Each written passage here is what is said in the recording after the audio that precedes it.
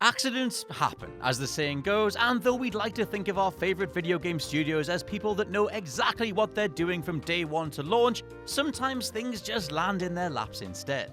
In fact, if we're talking about the specifics of how the digital sausage is made, is it just me that feels like the video game industry could totally do with showing off more?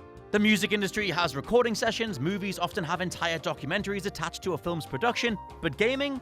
There are things like Naughty Dog's 30th anniversary showcase, Indie Game the Movie, Double Fine's phenomenal and free adventure series, God of War Raising Kratos. They're all brilliant, but it's nowhere near as common as it could be. Because every game, at least to me, is a work of genius, and even the biggest examples of coincidence should be celebrated and adored. Now, a certain legendary Potter already did a list on genius video game features a few years ago, but there are always so many more to talk about. I'm Scott from WhatCulture.com, and these are 9 more genius video game features that were total accidents. Number 9. Coptering. Warframe. A ludicrously popular looter shooter, and other than Fortnite, the biggest runaway success of this generation, Warframe excels thanks to supremely acrobatic combat, teamwork, and an experimental approach to any encounter. However, this wasn't always the case, and if you remember playing Warframe back in 2013 like me, you'll remember a drastically reduced experience, more in line with standard third-person shooting and not a whole lot else. Warframe's massive change and a large part of its now lovable combat came from the ability to copter, popularized at the beginning of 2015. Involving repeatedly using your sword in midair, players found that they could cover massive distances of any map in seconds. Not one to be outdone by what actually felt awesome to do though, developers Digital Extremes tweaked the game's physics and feels substantially, resulting in what you can play today. It kinda goes without saying that Warframe would never have taken off in the way that it did were it not for this glitch. Number 8. The Bulletproof Frying Pan. PUBG. The embodiment of right place, right time, PlayerUnknown's Battlegrounds was created as a standalone version of H1Z1's King of the Kill, as developer Brendan Green left Daybreak to do his own thing. This ragtag indie approach extended to creating the game itself, as Green added a ton of elements to PUBG that were tributes to the film that inspired it, Battle Royale. One of these was a frying pan, but being an object associated with the environment, it was coded to have the same properties as the walls, floors, trees, etc., i.e. being bulletproof. Cut to players picking up the frying pan only to realize that it actually deflected bullets and protected them, whether being wielded or sitting on their belt strap. Naturally, the community took to this and championed it, resulting in the frying pan being a signature element of the game, even a notable focal point of the trailer when the game was revealed to come to Xbox in 2018. Number 7. Wave Dashing. Super Smash Bros. Melee. A technique so treasured in its initial conception you can't even begin to call yourself a Smash player without knowing it inside out. Wave dashing is something that would get thrown your way in any esports tournament, and comes from the overlapping animation of jumping and immediately hitting air dodge in a particular direction. Apparently noted in development by Masahiro Sakurai, the glitch was left in under the assumption that it wouldn't affect play too much. Oh, how wrong Sakurai was though, as advanced melee players began using wave dashes to chase opponents, create perfect amounts of space, and just unleash all sorts of combo chaos.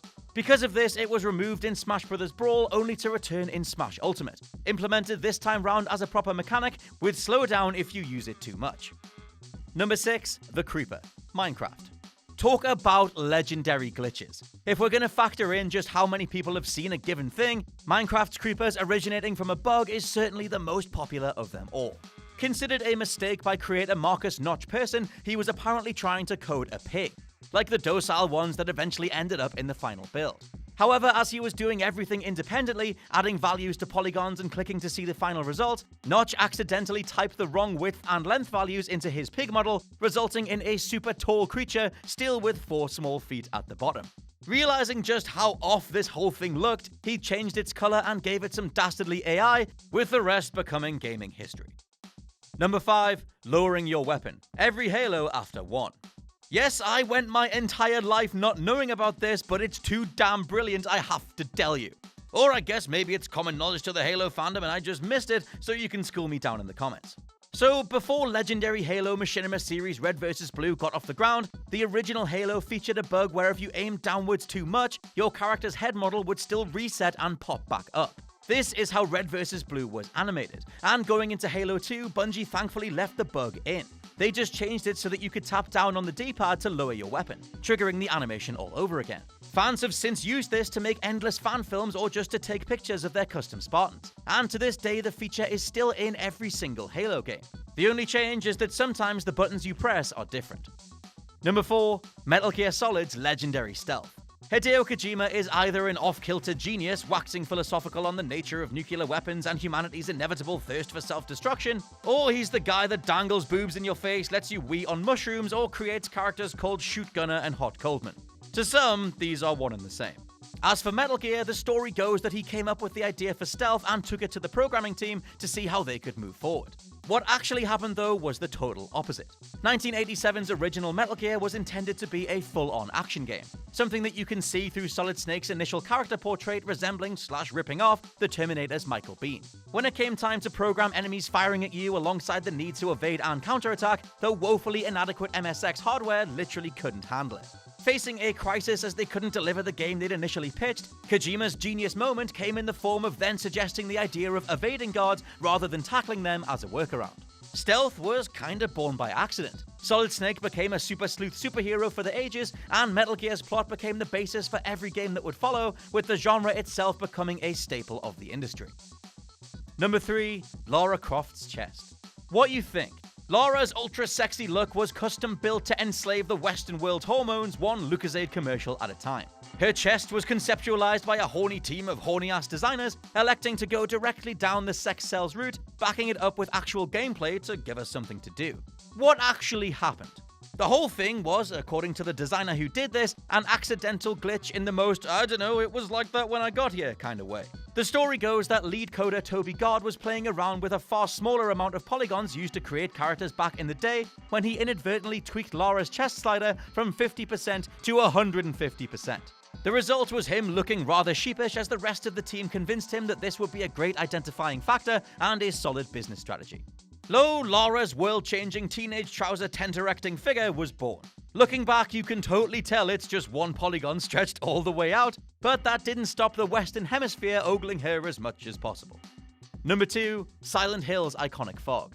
Horror maestros Konami, before they went off the deep end and chose gambling machines over why they matter in the first place, saw the potential of the West's lack of a truly horrifying atmosphere-first game, and set about putting together a franchise that would connote the best parts of Japanese fright fests like Ringu, Tetsuo, and everything in between. The end result was Silent Hill, a game that would end up being so popular it went toe-to-toe with Resident Evil, providing one of the coolest horror concepts in gaming history.